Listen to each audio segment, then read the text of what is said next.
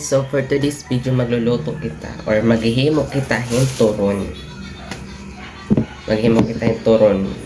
Gulay nga turon.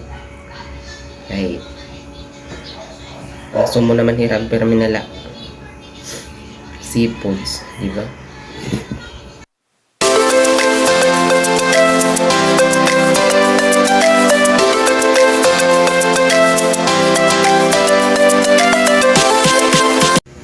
Tapos na guys, diba?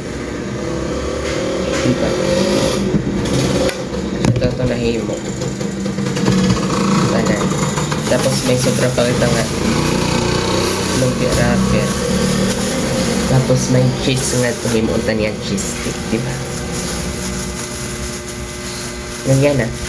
Mag-prito na kita for today's video. Tara, let's go!